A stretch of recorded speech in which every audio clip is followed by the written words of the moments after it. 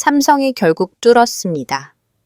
세계 최고 하버드와 MIT의 천재들이 6시간 동안 속수무책이었을 때 단 한 명의 한국 엔지니어가 10초 만에 불가능을 가능으로 바꿔놓았습니다. 그것만으로도 놀라운 일이었죠. 하지만 더 놀라운 일은 그 다음에 일어났습니다. 미국 최고의 부호가 직접 한국으로 날아갔고 일본과 대만은 동시에 들고 일어났습니다. 미국 의회까지 발칵 뒤집혔죠. 그가 증명한 것은 기술이 아니었습니다. 바로 한국의 DNA였죠. 미국과의 어마어마한 계약 체결 뒤 숨겨진 그날의 진실을 지금 즉시 공개합니다. 한국의 저력이 자랑스럽다고 생각하신다면 구독과 좋아요 꾹 눌러주세요. 그날 밤 전화벨이 울렸을 때 저는 센터클라라 본사 3층 복도를 걷고 있었습니다. 새벽 3시였어요. 주머니에서 휴대폰을 꺼내 화면을 봤죠. 긴급이라고 떠 있었습니다. 데이터 센터 관제팀이었습니다. 여보세요, 제가 받았습니다. 지금 당장 비동 슈퍼 클러스터로 오십시오. 급한 목소리였습니다. 현장 책임자 데이빗이었죠. 평소엔 침착한 그가 이렇게 다급하게 말하는 걸 처음 들었습니다. 무슨 일입니까? 제가 물었어요. 전화로 말할 수 없습니다. 지금 당장요. 전화가 끊겼습니다. 저는 걸음을 빠르게 했습니다. 복도를 지나 연결 통로를 건너 비동으로 향했죠. 문을 열고 들어가니 이미 선임들이 모여 있었습니다. 모니터 앞에 모여서 뭔가를 보고 있었죠. 표정들이 심상치 않았습니다. 무슨 일입니까? 제가 다시 물었습니다. 수석 엔지니어 제니퍼가 저를 봤습니다. 그녀의 얼굴이 창백했어요. 15년 동안 함께 일해온 그녀가 그런 표정을 짓는 걸 본 적이 없었습니다. GPU 클러스터가 멈췄어요. 그녀가 조용히 말했죠. 26만 장이 동시에요. 저는 모니터 앞으로 다가갔습니다. 화면에는 빨간 경고등이 가득했어요. 시스템 로그가 미친 듯이 스크롤되며 에러 메시지가 끝없이 쏟아졌습니다. 숨이 멎는 것 같았습니다. 26만 장이라니요. 언제부터입니까? 제가 물었습니다. 1시간 전부터요. 데이빗이 답했어요. 처음엔 일부 노드만 다운됐는데 연쇄적으로 퍼졌습니다. 지금은 전체 클러스터가 멈춘 상태입니다. 원인은요? 모릅니다. 제니퍼가 고개를 저었습니다. 로그를 다 봤는데 패턴이 안 보여요. 열폭주 같기도 하고 전환 문제 같기도 한데 확실하지 않아요. 저는 다른 모니터를 봤습니다. AI 모델 학습 현황이 떠 있었어요. 모두 정지 상태였죠. 훈련 중이던 모델들은요, 전부 중단됐습니다. 데이빗이 답했죠. 체크 포인트는 있지만 제 시작이 불가능해요. 시스템이 응답을 안 하거든요. 그때 상황실 문이 열리며 사람들이 들어오기 시작했습니다. MIT 출신 박사들이었어요. 하버드, 스탠퍼드 출신들도 보였죠. 엔비디아 최고의 인재들이 긴급 소집된 겁니다. 1시간 후 우리는 회의실에 모여 있었습니다. 수십 명 정도 됐어요. 모두 최고 학벌의 엔지니어들이었죠. 제니퍼가 상황을 설명했습니다. 현재 전체 GPU 클러스터가 다운된 상태입니다. 복구 시도를 했지만 실패했어요. 원인 파악이 우선입니다. MIT 출신 교수 하나가 손을 들었습니다. 전압 스파이크 상관 관계를 봤나요? 물론이죠. 제니퍼가 답했어요. 하지만 패턴이 이상해요. 일반적인 과부하가 아닌 것 같습니다. 열 분산 시스템은요? 다른 박사가 물었습니다. 정상 작동 중이었어요. 데이빗이 답했죠. 온도가 임계치를 넘기 전에 다운됐어요. 회의실이 조용해졌습니다. 모두가 고개를 갸우거렸어요. 설명이 안 되는 상황이었죠. 그때 팀장이 말했습니다. 24시간 안에 복구 못하면 큰일입니다. 고객사들이 대기 중이고 계약 위약금만 수백억 달러예요. 모두가 긴장한 표정을 지었습니다. 하지만 동시에 오만함이 스며들기 시작했어요. MIT 박사가 말했죠. 우리가 못 푸는 문제면 세상 누구도 못 풉니다. 다른 이들이 고개를 끄덕였습니다. 맞아요. 하버드 출신이 거들었어요. 이 방에 있는 사람들이 세계 최고예요. 조금만 시간을 주면 해결할 수 있어요. 저는 그 분위기가 불편했습니다. 자신감과 오만함의 경계가 모호했거든요. 그때 저는 조심스럽게 손을 들었습니다. 혹시 외부 자문을 구하는 건 어떨까요? 방안이 조용해졌어요. 모두가 저를 봤습니다. 외부요 팀장이 눈썹을 올렸어요. 누구 말입니까? 저는 숨을 들이쉬었습니다. 작년 AI 포럼에서 삼성연구원이 GPU 병렬 타이밍 문제를 다룬 논문을 발표했습니다. 제가 말했죠. 그 아이디어가 지금 상황과 유사해 보여요. MIT 박사가 코음을 쳤습니다. 삼성이요. 그건 제조회사잖아요. 연구소가 아니고요. 하드웨어와의 업체의 수학 이론을 들으라고요. 다른 박사가 비웃었어요. 우리가 여기서 10년 연구한 게 뭡니까? 저는 입을 다물었습니다. 더 이상 말해봐야 소용없었거든요. 그들은 이미 결론을 내린 상태였죠. 회의는 2시간 더 이어졌습니다. 각자 이론을 더 내놓았지만 해결책은 나오지 않았어요. 새벽 6시가 됐을 때 우리는 여전히 제자리였습니다. 일단 각자 분석을 계속하고 오후에 다시 모이죠. 팀장이 정리했어요. 사람들이 하나둘 자리를 떴습니다. 저는 모니터 앞에 남아 있었어요. 로그를 다시 들여다봤죠. 그때 패턴 하나가 눈에 들어왔습니다. 전압 변화 타이밍이 미묘하게 어긋나 있었어요. 마치 파동이 서로 간섭하는 것처럼요. 저는 작년에 받은 논문 파일을 찾아봤습니다. 삼성 실리콘밸리 연구소의 박진우 박사가 쓴 논문이었죠. GPU 병렬 처리의 전압 공현상과 해결책이라는 제목이었어요. 논문을 읽으며 저는 확신했습니다. 지금 상황이 정확히 논문에서 다룬 케이스였거든요. 하지만 팀에 다시 말해봐야 받아들여지지 않을 게 뻔했습니다. 저는 결심했어요. 직접 연락해 보기로요. 휴대폰을 꺼내 연락처를 뒤지기 시작했습니다. 작년 AI 포럼에서 받은 명함들이 저장돼 있었어요. 박진욱 삼성 실리콘밸리 연구소 그의 번호를 찾았습니다. 하지만 전화기를 들기 전에 망설여졌어요. 이건 규정 위반이었거든요. 외부인에게 내부 시스템 문제를 알리는 건 보안 위반이었죠. 제 커리어가 끝날 수도 있었습니다. 그때 알림이 떴습니다. 시스템 상태가 더 악화됐다는 경고였어요. 연결된 AI 모델들이 스스로 루프를 형성하고 있었습니다. 데이터 손실이 시작된 거예요.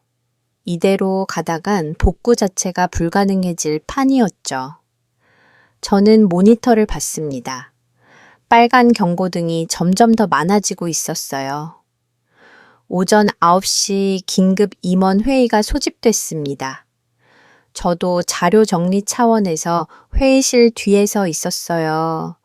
젠슨 황이 들어왔습니다. 그의 표정이 굳어 있었죠. 상황 보고하시오. 그가 말했습니다. 제니퍼가 일어섰어요. 현재 전체 클러스터가 다운된 지 6시간째입니다. 복구 시도를 12번 했지만 모두 실패했어요. 더 심각한 건 데이터 손실이 시작됐다는 겁니다. 젠슨 황의 눈빛이 날카로워졌습니다. 원인은요, 아직 파악 못했습니다. 제니퍼가 조심스럽게 답했죠. 전환 문제로 추정되지만 확실하지 않아요. MIT 팀이 분석 중입니다. 얼마나 더 걸립니까? 모릅니다. 회의실이 얼어붙었습니다. 젠슨 황이 테이블을 쳤어요. 시간은 없습니다. 그가 낮게 말했죠. 고객사들이 대기 중이에요. 24시간 안에 못 고치면 계약이 전부 날아갑니다. 위약금만 1천억 달러가 넘어요. 최선을 다하고 있습니다. 팀장이 말했습니다. 최선이 아니라 해결이 필요합니다. 젠슨 황이 잘라 말했죠. 누군가가 뚫어야 해요. 그때 저는 손을 들었습니다. 제 심장이 빠르게 뛰고 있었어요. 말씀드릴 게 있습니다. 모두가 저를 봤습니다. 젠슨 황도 저를 쳐다봤어요. 말해보시오. 작년 AI 포럼에서 삼성연구원이 유사한 문제를 다룬 적이 있습니다. 제가 말했죠. 그의 논문이 지금 상황과 일치합니다. MIT 박사가 끼어들었습니다. 그건 이미 기각된 의견입니다. 삼성은 제조업체지 연구소가 아니에요. 젠슨 황이 손을 들어 그를 막았습니다. 계속하시오. 그가 저를 봤어요. 박진우 박사입니다. 저는 자신감을 가지고 말했죠. 그는 GPU 병렬 타이밍 전문가예요. 지금 우리가 겪는 전압 공진 문제를 정확히 예측했습니다. 그를 부를 수 있습니까? 젠슨 황이 물었습니다. 시도해 볼 수 있습니다. 제가 답했어요. 하지만 외부인에게 시스템 접근 권한을 주는 것 규정은 나중에 생각합시다. 젠슨 황이 끊었어요. 지금 당장 연락하시오. 회의가 끝나고 저는 복도로 나왔습니다. 손이 떨렸어요. 방금 제가 한 결정이 회사를 구할 수도 있고 제 커리어를 끝낼 수도 있었거든요. 경비팀장 콜린이 다가왔습니다. 정말 외부인을 부르실 겁니까? 그가 조심스럽게 물었어요. 본사 승인 없이 그러면 당신 커리어 끝납니다. 저는 창밖을 봤습니다. 센터클라라 캠퍼스가 보였어요. 저 건물들 안에서 수천 명이 일하고 있었죠. 이미 시스템이 죽었어요. 제가 조용히 말했습니다. 커리어는 의미 없죠. 콜린이 한참 저를 보더니 고개를 끄덕였습니다. 알겠습니다. 제가 보안 프로토콜을 준비하겠습니다. 저는 휴대폰을 꺼내 박진우에게 전화를 걸었습니다. 신호음이 3번 울렸어요. 그리고 그가 받았습니다. 여보세요. 차분한 목소리였습니다. 박사님, 저는 엔비디아 수석 연구원입니다. 작년 AI 포럼에서 뵈었어요. 기억납니다. 그가 답했죠. 무슨 일이십니까? 저는 상황을 간단히 설명했습니다. GPU 클러스터 다운 전압 공진 의심 복구 실패. 그는 조용히 듣고 있었어요. 도와주실 수 있습니까? 제가 물었습니다. 침묵이 흘렀습니다. 5초쯤 지났을 때 그가 말했어요. 지금 어디 계십니까? 본사 비동입니다. 1시간 안에 도착하겠습니다. 전화가 끊겼습니다. 저는 숨을 크게 내쉬었어요. 이제 돌아갈 수 없었습니다. 제니퍼에게 전화를 걸었습니다. 외부 전문가가 옵니다. 제가 말했죠. 준비해 주세요. 승인은요? 그녀가 놀라서 물었어요. 젠슨이 허락했습니다. 거짓말은 아니었어요. 하지만 공식 절차는 밟지 않았죠. 일한 시간 후 로비에서 연락이 왔습니다. 방문객이 도착했다고요? 저는 엘리베이터를 타고 1층으로 내려갔습니다. 로비에 한 남자가 서 있었어요. 30대 후반으로 보였고 검은 코트를 입고 있었죠. 손에는 낡은 노트북을 들고 있었습니다. 박진우 박사님이십니까? 제가 다가가며 물었어요. 그가 고개를 끄덕였습니다. 시간이 없습니다. 그가 말했죠. 바로 시작하죠. 우리는 엘리베이터를 타고 B동으로 올라갔습니다. 문이 열리자 제니퍼와 데이빗이 기다리고 있었어요.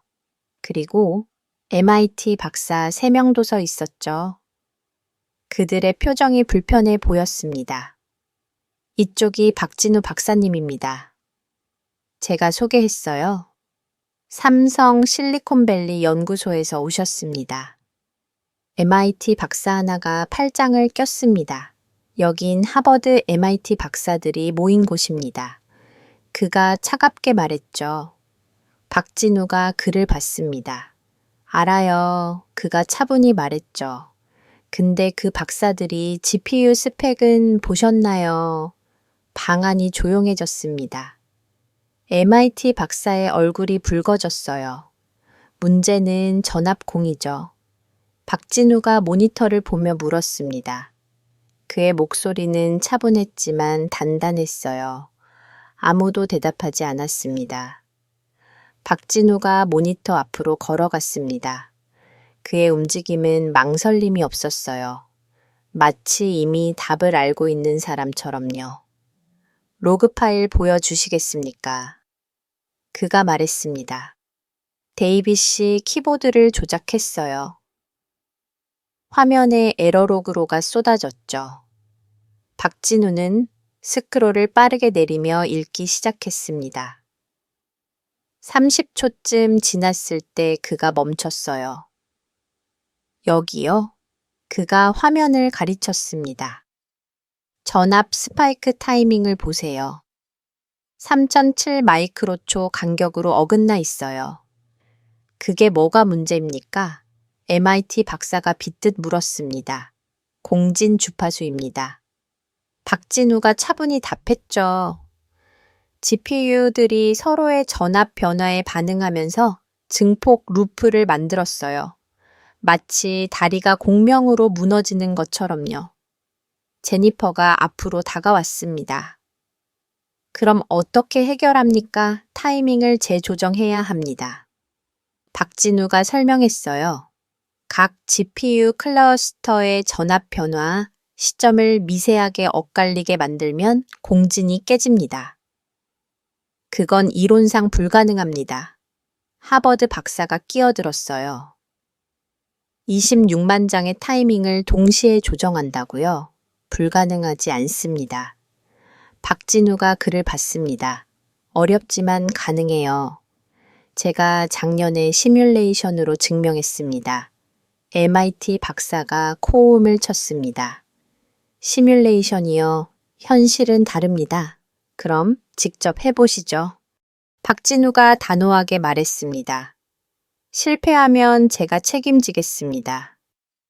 저는 제니퍼를 봤습니다.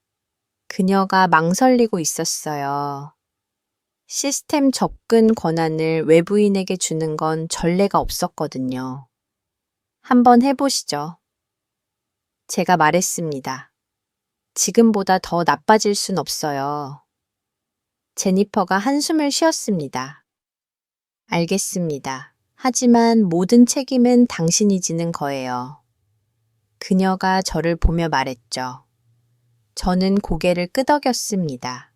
이미 각오한 일이었어요. 박진우가 자신의 노트북을 꺼냈습니다.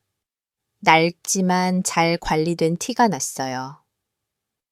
USB를 시스템에 연결하더니 프로그램을 실행했습니다. 화면에 코드가 빠르게 흘러갔어요. 뭘 하시는 겁니까? 데이빗이 물었습니다. 전압 밸런싱 알고리즘입니다. 박진우가 답했죠.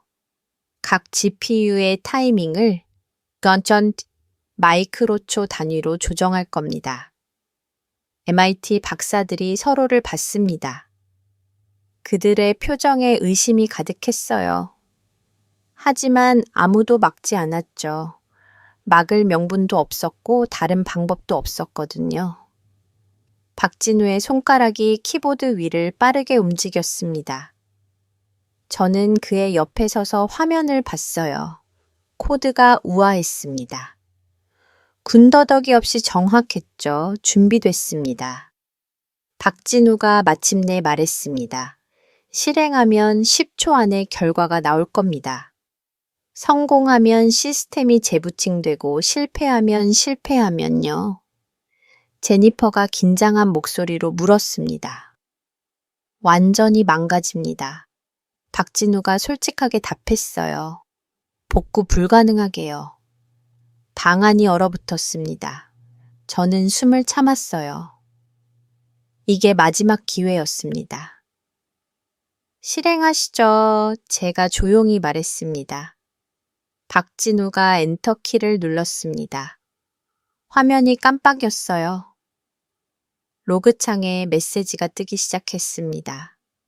모두가 숨죽여 지켜봤어요. 5초가 지났습니다.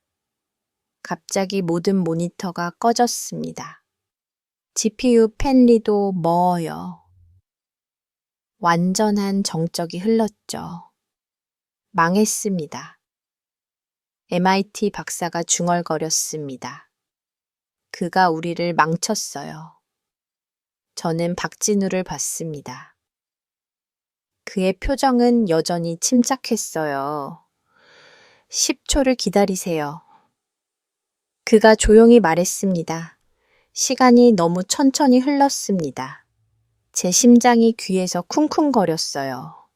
9초, 10초 그때였습니다. 푸른 불빛이 하나씩 켜지기 시작했어요. 모니터들이 다시 살아났습니다. GPU 팬이 부드럽게 돌아가기 시작했죠. 화면에 메시지가 떴습니다. 제니퍼가 손으로 입을 막았습니다. 데이빗은 모니터를 믿을 수 없다는 표정으로 쳐다봤어요. 저는 숨을 크게 내쉬었습니다. 됐습니다. 제가 중얼거렸죠. 정말 됐어요. MIT 박사들이 천천히 일어섰습니다. 그들은 말이 없었어요. 한 명이 화면을 들여다보더니 고개를 저었죠. 이건 그가 말을 더듬었습니다.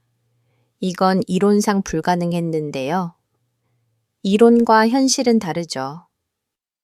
박진우가 차분히 말했습니다. 그가 노트북을 닫았어요. 제니퍼가 박진우에게 다가갔습니다. 어떻게 하신 겁니까? 그녀가 물었어요. 목소리가 떨렸죠. 단순합니다. 박진우가 설명했어요. 각 GPU의 전압 변화를 파동으로 보고 위상을 조금씩 틀어놓은 겁니다. 서로 상쇄되게요. 우리도 그 방법을 생각했습니다. 하버드 박사가 말했어요. 하지만 계산이 너무 복잡해서 복잡하지 않습니다. 박진우가 끊었어요. 다만 겸손하게 접근해야 하죠. 시스템을 지배하려 하지 말고 이해하려고 해야 합니다. 그 말에 아무도 반박하지 못했습니다. 실제로 시스템이 돌아가고 있었으니까요. 콜린이 제 옆으로 왔습니다. 당신이 오았군요. 그가 조용히 말했어요. 저는 고개를 끄덕였습니다. 하지만 아직 끝난 게 아니었어요. 이제 설명해야 했거든요. 외부인을 불러들인 것을요. 1시간 후 우리는 다시 회의실에 있었습니다. 이번엔 분위기가 달랐어요. 시스템은 복구됐지만 긴장감은 더 높아졌죠. 젠슨 황이 들어왔습니다. 그의 표정을 읽을 수 없었어요. 복구됐다고 들었습니다. 그가 말했죠.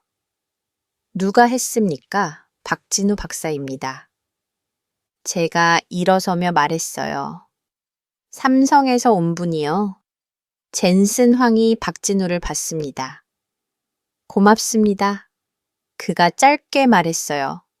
그리고 제니퍼를 봤죠. 상세 보고 들어야겠습니다. 제니퍼가 상황을 설명하기 시작했습니다. 전압 공진 문제였고 타이밍 재조정으로 해결했다는 내용이었어요. 그녀가 말을 마치자 MIT 박사가 손을 들었습니다. 한 가지 우려 사항이 있습니다. 그가 조심스럽게 말했어요. 박사가 우리 시스템에 직접 접근했습니다. 그게 문제입니까? 젠슨 황이 물었죠. 보안 위반입니다. 다른 하버드 박사가 거들었어요. 그는 외부인이에요. 엔비디아 핵심 아키텍처를 전부 봤습니다. 회의실이 긴장감으로 가득 찼습니다. 저는 박진우를 힐끗 봤어요. 그는 차분한 표정이었죠. 기술 유출 가능성을 말씀하시는 겁니까? 젠슨 황이 물었습니다. 가능성이 아닙니다. MIT 박사가 단호하게 말했어요. 이미 일어난 일이에요. 그가 우리 GPU 클러스터 구조를 다 봤어요. 전압 제어 알고리즘도 열분산 시스템도요. 그래서요. 제가 끼어들었습니다. 그가 없었으면 시스템은 지금도 죽어 있을 겁니다. 그건 별개 문제입니다. 하버드 박사가 말했죠. 우리는 보안을 지켜야 해요. 삼성은 경쟁사예요. 박진우가 처음으로 입을 열었습니다. 제가 본 건 이미 공개된 기술입니다. 그가 차분히 말했어요. 특별한 게 없었어요. 말도 안 됩니다. MIT 박사가 목소리를 높였어요. 우리 클러스터 설계는 극비 사항이에요. 극비라고요. 박진우가 웃었습니다. 작년 컨퍼런스에서 당신들이 발표했잖아요. 아키텍처 다이어그램까지 공개했고요. MIT 박사의 얼굴이 붉어졌습니다. 그건 일부만이었어요. 일부든 전체든 원리는 같습니다. 박진우가 말했죠. 제가 한 건 그 원리를 적용한 것뿐이에요. 새로운 기술을 훔친 게 아닙니다. 하지만 접근 권한을 줬습니다. 다른 박사가 끼어들었어요. 이건 전례가 없는 일이에요.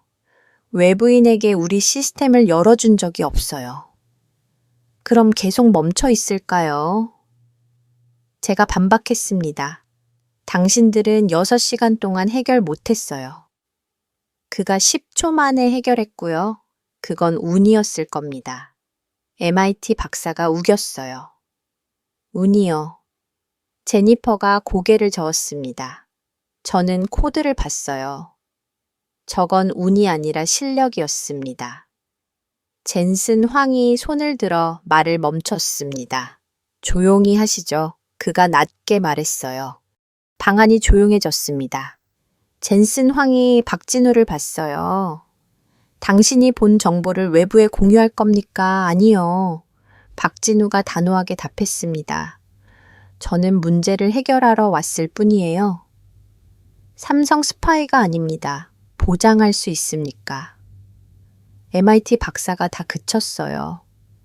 서약서라도 쓰시겠습니까? 박진우가 그를 똑바로 봤습니다. 필요하다면 쓰죠. 하지만 믿음은 종이로 만들어지지 않아요. 행동으로 증명됩니다. 그 말에 아무도 대답하지 못했습니다. 젠슨 황이 팔짱을 꼈어요. 그는 한참 생각하는 것 같았죠. 알겠습니다. 그가 마침내 말했습니다. 박사는 비밀 유지 서약을 하시오. 그리고 오늘 본 모든 것은 기밀로 유지됩니다. MIT 박사가 입을 열려고 했지만 젠슨 황이 손으로 막았어요. 그가 없으면 우린 멈춘다. 젠슨 황이 차갑게 말했죠. 그게 현실이요. 기술 유출이 걱정되면 더 나은 시스템을 만드시오. 방안이 얼어붙었습니다. 아무도 반박하지 못했어요. 회의가 끝나고 사람들이 나갔습니다. MIT 박사들은 불만스러운 표정이었어요. 하지만 할 말이 없었죠. 저는 박진우와 함께 복도로 나왔습니다. 괜찮으십니까? 제가 물었어요. 익숙합니다. 박진우가 쓸쓸하게 웃었어요. 한국 기술자는 항상 의심받죠. 아무리 도와줘도 스파이 취급받습니다. 저는 할 말을 잃었습니다. 그의 말이 사실이었거든요. 하지만 당신이 해냈어요. 제가 말했습니다. 시스템을 살렸고 그들도 인정할 수밖에 없었어요.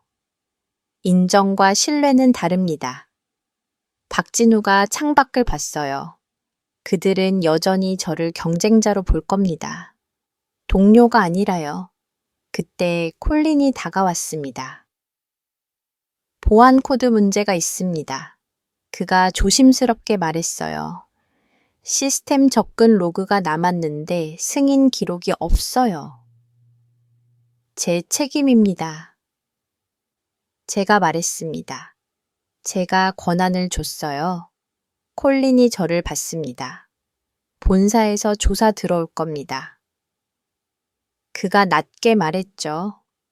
규정 위반이에요. 감수하겠습니다. 저는 단호하게 말했어요. 박진우가 저를 봤습니다. 왜 그렇게까지 하십니까? 그가 물었어요. 당신 커리어가 위험한데요. 옳은 일이었으니까요. 제가 답했습니다. 규정보다 사람이 중요하고 의심보다 신뢰가 중요합니다. 박진우가 고개를 끄덕였습니다. 감사합니다. 그가 조용히 말했어요. 그렇게 박진우가 시스템에 접근한 지 1시간 후였습니다.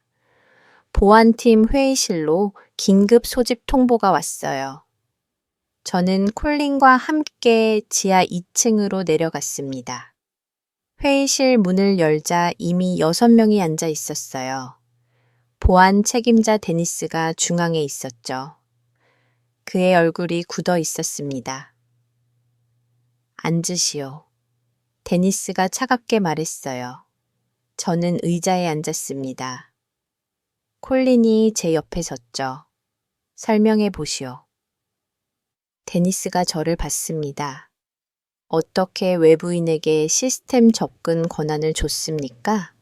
긴급 상황이었습니다. 제가 답했어요. 시스템이 죽어가고 있었고 시간이 없었습니다. 긴급이라고 규정을 무시합니까? 데니스가 목소리를 높였어요. 외부인 접근은 최소 72시간 전 승인이 필요해요. 그걸 모를 리 없잖아요. 알았습니다. 제가 인정했죠. 하지만 72시간을 기다리면 시스템은 복구 불가능했어요. 그건 당신 판단이요. 다른 보안 담당자가 끼어들었습니다. 규정은 이유가 있어서 만든 거예요. 콜린이 앞으로 나섰습니다. 제 결정이기도 합니다. 그가 말했어요. 저도 키카 카드를 열어줬어요. 당신도요. 데니스가 콜린을 봤습니다. 경호 팀장이 보안 규정을 어겼단 말이요. 시스템이 죽는 것보다 나았습니다. 콜린이 단호하게 말했죠. 제 판단이었어요. 당신 판단이 규정보다 위입니까? 데니스가 따졌어요. 아닙니다. 콜린이 답했습니다. 하지만 상황이 급박했어요. 로그를 봤습니다. 다른 담당자가 노트북을 열었어요. 박진우가 GPU 클러스터 전체에 접근했어요. 아키텍처 구조 전압 제어, 알고리즘 열분산 시스템 전부요. 그래서 고쳤습니다. 제가 말했죠. 10초 만에요. 고친 건 인정합니다. 데니스가 말했어요. 하지만 대가가 뭡니까? 우리 핵심 기술이 외부로 유출됐어요. 유출됐다는 증거 있습니까? 콜린이 물었습니다. 그가 삼성으로 돌아가셨으면 그게 증거죠. 담당자가 답했어요. 막을 수 없어요. 박진우는 비밀 유지 서약을 했습니다. 제가 반박했죠. 서약이 뭐가 중요합니까? 데니스가 비웃었어요. 머릿속 지식을 어떻게 막아요? 그럼 애초에 부르지 말았어야죠. 콜린이 말했습니다. 하지만 시스템은 죽어 있었어요. MIT 팀이 6여 시간 동안 못 풀었고요. 그건 별개 문제입니다. 데니스가 잘라 말했어요. 시스템 복구와 보안 유지는 둘 다 중요해요. 우선 순위를 정해야 했습니다. 제가 말했죠. 시스템이 죽으면 보안도 의미 없어요. 순서가 틀렸어요. 담당자가 고개를 저었습니다. 먼저 승인받고 불러드렸어야죠. 24시간 안에 복구 못하면 끝이었어요. 제가 강하게 말했습니다. 고객사 계약이 전부 날아가요. 그래도 규정은 규정입니다. 데니스가 단호했어요. 회의실이 조용해졌습니다. 저는 깊게 숨을 들이쉬었어요. 징계하실 거면 저만 하세요. 제가 말했습니다. 콜린은 제 지시를 따른 것뿐이에요. 아니요. 콜린이 반박했습니다. 제 판단도 들어갔어요. 같이 책임지겠습니다. 데니스가 우리를 번갈아 봤습니다. 그의 표정이 복잡했어요. 온사에 보고해야 합니다. 데니스가 한숨을 쉬었어요. 이건 제 선에서 덮을 수 있는 게 아니에요. 이해합니다. 제가 답했습니다. 하지만 한 가지만 말씀드릴게요. 뭡니까? 결과가 좋았습니다. 제가 말했죠. 시스템이 살아났고 데이터 손실도 없었어요. 성능도 이전보다 나아요. 운이 좋았을 뿐입니다. 담당자가 말했습니다. 다음엔 안 통할 수도 있어요. 다음엔 규정대로 하겠습니다. 제가 약속했어요. 하지만 이번만큼은 선택의 여지가 더 없었어요. 데니스가 한참 생각했습니다. 노트북을 닫더니 우리를 봤어요. 일단 보류하겠습니다. 그가 말했죠. 본사 결정 기다리고요. 감사합니다.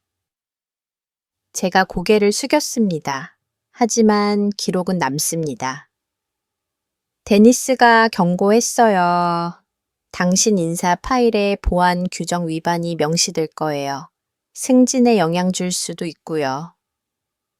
감수하겠습니다.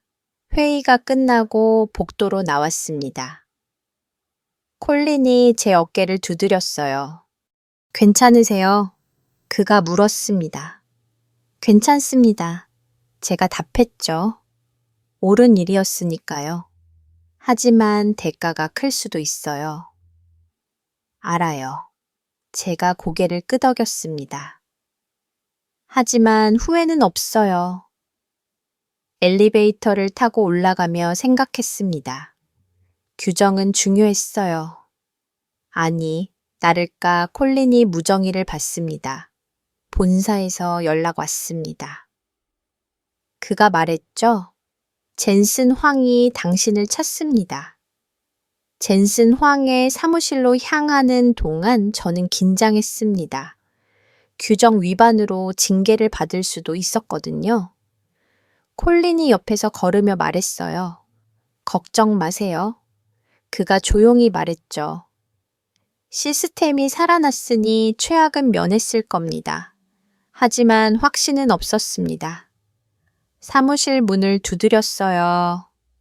들어오시오. 안에서 목소리가 들렸습니다. 문을 열고 들어가니 젠슨 황이 창가에 서 있었어요. 뒤돌아서며 저를 봤죠. 앉으시오. 저는 의자에 앉았습니다. 심장이 빠르게 뛰고 있었어요. 당신이 박사를 불렀죠. 그가 물었습니다. 네, 제가 답했어요. 제 판단이었습니다. 규정을 어긴 건 아는가? 압니다. 저는 고개를 숙였어요. 하지만 달리 방법이 없었습니다. 젠슨 황이 책상에 앉았습니다. 당신 경력 파일을 봤소. 그가 말했죠. MIT 출신, 7년 경력 평가 우수 앞날이 밝은 사람이요. 저는 대답하지 않았습니다. 그런데 왜 그런 위험을 감수했소? 그가 물었어요. 커리어가 끝날 수도 있었는데요. 저는 잠시 생각했습니다. 솔직하게 말하기로 했어요. 옳은 일이라고 생각했습니다. 제가 조용히 말했죠. 우리가 해결 못하는 문제를 누군가는 풀 수 있었어요. 그 사람이 어디 출신인지는 중요하지 않았습니다. 젠슨 황이 고개를 끄덕였습니다. MIT 팀은 당신을 비난하고 있어. 그가 말했어요. 기술 유출을 초래했다고요? 이해합니다. 저는 답했습니다. 하지만 기술보다 중요한 게 있습니다. 뭐예요? 문제 해결입니다. 제가 말했죠. 우리는 엔지니어예요. 학벌을 자랑하려고 있는 게 아니라 문제를 풀려고 있는 겁니다. 젠슨 황이 웃었습니다. 처음으로 그의 얼굴에 미소가 떠올랐어요. 좋은 대답이요. 그가 말했죠. 당신 말이 맞소. 우리는 문제를 풀어야 하오. 방법이야. 어찌 됐든요. 그럼요. 제가 조심스럽게 물었습니다. 징계는요? 징계는 없소. 젠슨 황이 단호하게 말했어요. 오히려 당신을 프로젝트 리드로 승진시키겠소. 저는 깜짝 놀랐습니다. 승진이라고요? 당신이 증명했소. 그가 설명했어요. 편견 없이 최선의 해결책을 찾는 능력을요. 그게 진짜 엔지니어요. MIT 박사들이 반발할 겁니다. 제가 말했습니다. 반발하게 두시오. 젠슨 황이 차갑게 말했죠. 결과가 말해주. 그들은 6시간 동안 실패했고 박사는 10초 만에 성공했소. 사무실을 몇 오감을 느꼈습니다. 동시에 책임감도 느껴졌어요. 이제 더 큰 결정을 내려야 했거든요. 복도에서 박진우를 만났습니다. 그는 가방을 들고 있었어요. 가시는 겁니까? 제가 물었습니다. 일은 끝났으니까요. 그가 답했죠. 연구소로 돌아가야 해요. 잠깐만요. 제가 그를 멈췄습니다. 한 가지 제안이 있어요. 뭔데요? 우리와 함께 일하시죠. 제가 말했습니다. 엔비디아에서 정식으로 일하시라고요. 박진우가 미소 지었습니다. 스카우트 제안입니까? 그렇습니다. 조건은 MIT 출신들보다 좋게 드릴게요. 그는 고개를 저었습니다. 감사하지만 거절하겠습니다. 왜죠? 제가 놀라서 물었어요. 여기서 하실 일이 많은데요. 저는 이미 함께하고 있습니다. 박진우가 차분히 말했죠. 삼성과 엔비디아가 협력하면 모두가 승자예요. 제가 여기 오는 것보다 그게 더 낫습니다. 저는 그의 말을 곱씹었습니다. 맞는 말이었어요. 협력이요? 네. 박진우가 고개를 끄덕였어요. 우리는 반도체를 만들고 당신들은 설계를 하죠. 각자 잘하는 걸 하면서 협력하는 겁니다. 서로 배우고요. 하지만 MIT 팀이 받아들일까요? 제가 우려를 표했습니다. 그들은 당신을 경쟁자로 봐요. 시간이 지나면 바뀔 겁니다. 박진우가 말했죠. 오늘 제가 증명했잖아요. 협력이 경쟁보다 낫다는 걸요. 제니퍼가 복도 끝에서 다가왔습니다. 박사님, 그녀가 불렀어요. 가시기 전에 한 가지만 여쭤볼게요. 뭔가요? 어떻게 10초 만에 해결하셨어요? 그녀가 진지하게 물었습니다. 우리는 며칠을 고민했는데요. 박진우가 잠시 생각했습니다. 단순하게 봤습니다. 그가 답했어요. 복잡한 이론보다 기본 원리를 믿었죠. GPU는 결국 전기로 작동하는 기계예요. 물리 법칙을 따를 뿐입니다. 우리도 그걸 알았어요. 제니퍼가 말했습니다. 하지만 적용을 못했죠. 왜냐하면 겸손하지 않았기 때문입니다. 박진우가 말했어요. 시스템을 지배하려고 했지 이해하려고 하지 않았죠. 기계는 명령이 아니라 존중으로 다뤄야 합니다. 제니퍼가 고개를 숙였습니다. 배웠습니다. 그녀가 조용히 말했어요. 박진우가 가방을 들었습니다. 그럼 이만 가 보겠습니다. 언제든 연락 주세요. 제가 말했습니다. 협력은 언제나 열려 있어요. 그가 악수를 청했습니다. 저는 그의 손을 잡았어요. 단단했지만 따뜻했죠. 엘리베이터가 닫히고 그가 사라졌습니다. 제니퍼가 저를 봤어요. 정말 특별한 사람이네요. 그녀가 말했습니다. 학벌이 전부가 아니란 걸 보여줬어요. 저도 배웠습니다. 제가 답했죠. 편견을 버리는 법을요. 그날 저녁 시스템은 완벽하게 작동했습니다. 26만 장의 GPU가 조화롭게 돌아갔어요. 데이터 손실도 없었고 성능도 이전보다 나았죠. 박진우가 남긴 알고리즘 덕분이었습니다. MIT 팀은 여전히 불편해했지만 아무 말도 하지 않았어요. 결과가 모든 걸 말해줬거든요. 저는 모니터를 보며 생각했습니다. 오늘 일어난 일은 단순한 기술 문제 해결이 아니었어요. 벽을 넘은 거였죠. 학벌의 벽 국적의 벽 편견의 벽을요. 다음 날 아침 제 책상에 메모가 놓여 있었습니다. 인사팀에서 온 것이었어요. 오전 10시 면담 요청이라고 적혀 있었죠. 저는 궁금했습니다. 어제 승진 얘기를 들었는데 또 무슨 일일까 싶었어요. 10시 정각에 인사팀 사무실로 갔습니다. 문을 열고 들어가니 인사 담당 이사가 앉아 있었어요. 40대 여성이었는데 표정이 진지했죠. 앉으세요. 그녀가 말했습니다. 박진우 박사 연락처 있으시죠? 네, 있습니다. 제가 답했어요. 무슨 일입니까? 그을 다시 불러주세요. 그녀가 서류를 꺼내며 말했죠. 본사에서 정식 스카우트 제안을 하기로 했어요. 저는 놀랐습니다. 어제 거절했는데요. 제가 말했습니다. 조건이 달라요. 그녀가 설명했어요. 연봉 10배, MIT 출신보다 높은 대우, 전용 연구실 제공 최고 대우예요. 10배요. 제가 되물었습니다. 네. 그녀가 고개를 끄덕였어요.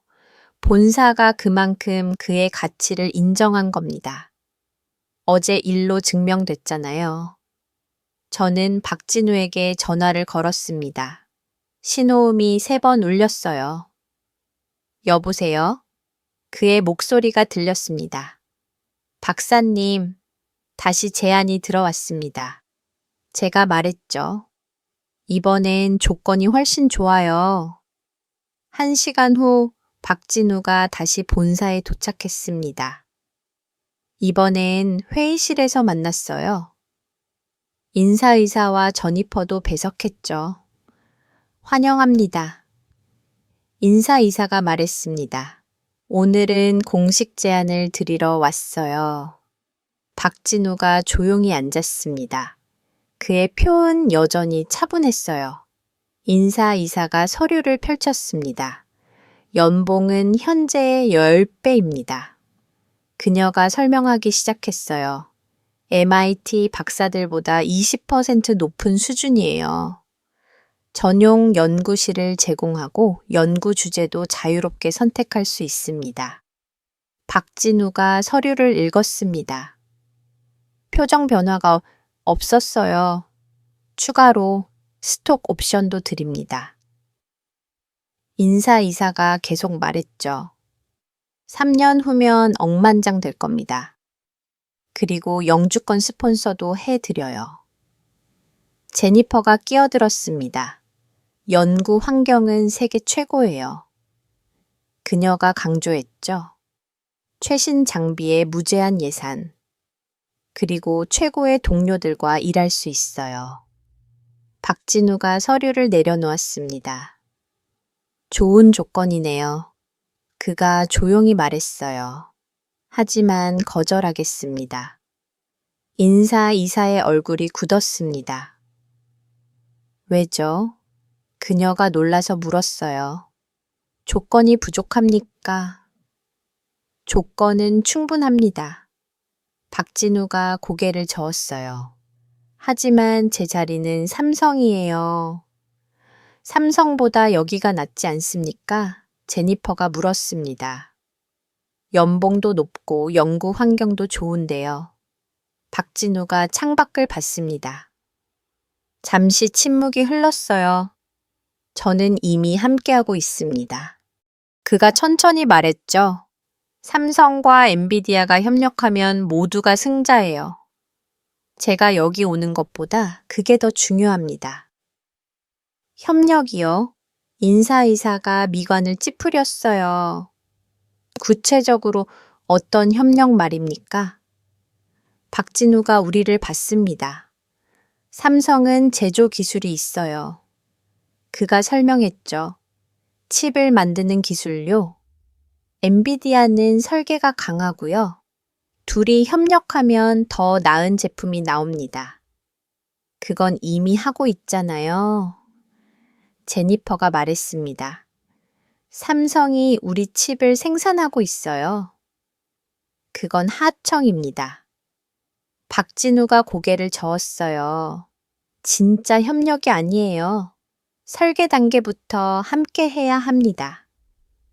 서로의 강점을 이해하고 약점을 보완하는 거죠. 인사이사가 펜을 내려놓았습니다. 솔직히 이해가 안 됩니다. 그녀가 말했어요. 당신이 여기 오면 더 많이 배우고 더 많이 벌 수 있어요. 왜 거부하죠? 박진우가 미소 지었습니다. 돈보다 중요한 게 있습니다. 뭔데요? 저는 한국 엔지니어입니다. 박진우가 단호하게 말했어요. 한국 기술을 키우고 싶어요. 여기 오면 저 혼자만 성장하지만 삼성에 있으면 한국 전체가 성장합니다. 애국심입니까? 인사이사가 비뜩 물었어요. 책임감입니다. 박진우가 정정했죠. 저는 장학금 받고 공부했어요. 국가가 키워준 거예요. 이제 제가 돌려줄 차례입니다. 방안이 조용해졌습니다. 저는 그의 말에 감동받았어요. 돈으로 살 수 없는 가치였죠.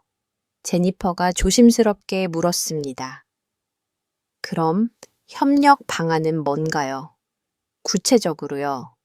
공동 연구입니다. 박진우가 설명했어요.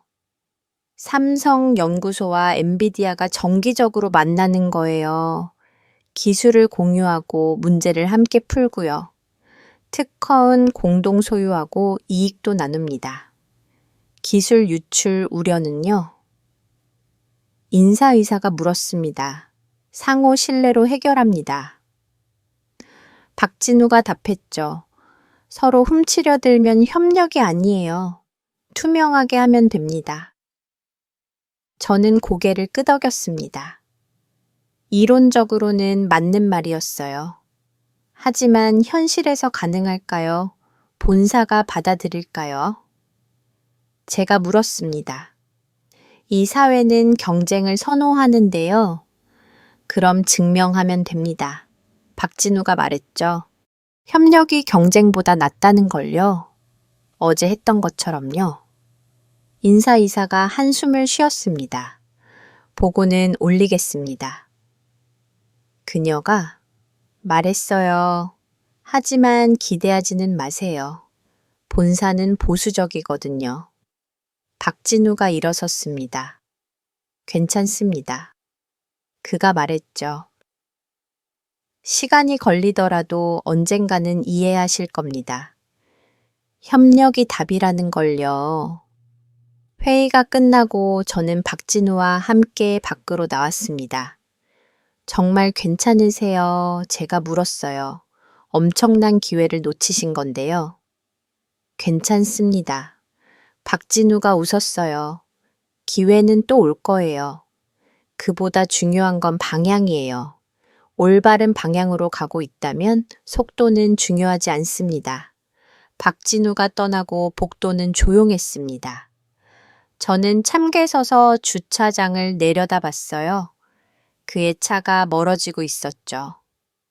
콜린이 제 옆으로 왔습니다. 이상한 사람이네요. 그가 중얼거렸어요. 뭐가요? 제가 물었습니다. 돈을 거절했잖아요. 콜린이 말했죠. 연봉 10배인데요. 누가 그걸 거절합니까? 저도 이해하기 어려웠습니다. 실리콘밸리에서 10년 일했지만 그런 사람은 처음 봤거든요. 이유가 뭘까요? 콜린이 물었습니다. 돈보다 큰 걸 봤으니까요. 제가 조심스럽게 답했죠. 뭐가 돈보다 큽니까 나라요? 제가 말했습니다. 그는 한국을 위해 일해요. 회사가 아니라요. 콜린이 고개를 갸웃했습니다. 이해가 안 되는데요. 일은 돈 벌려고 하는 거 아닙니까? 미국에선 그렇죠. 제가 창밖을 봤어요. 하지만 한국은 다른 것 같아요. 어떡해요? 저는 지난 10년을 떠올렸습니다.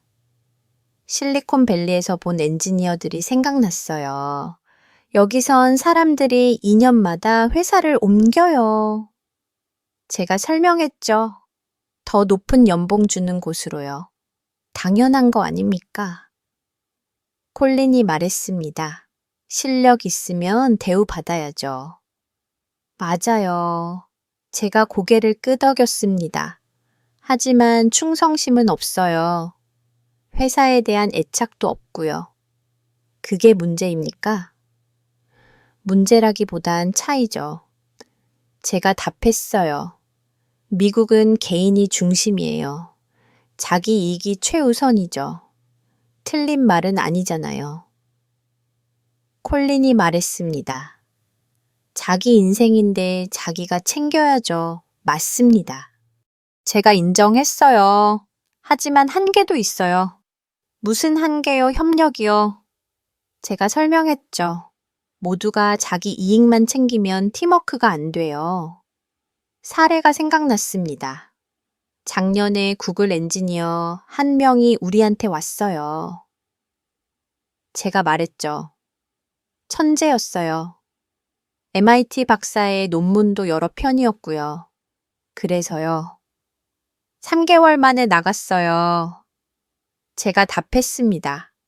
더 높은 연봉 제시한 메타로요. 그럴 수 있죠. 콜린이 말했습니다. 하지만 프로젝트가 망했어요. 제가 계속 말했죠. 그 사람이 핵심이었거든요. 떠나면서 인수인계도 제대로 안 했고요. 책임감이 없었네요. 없었죠. 제가 한숨을 쉬었어요. 자기 커리어만 생각했으니까요. 박진우는 달랐군요. 콜린이 말했습니다. 완전히 달라요. 제가 고개를 끄덕였죠. 그는 회사를 떠나는 게 아니라 키우려고 해요.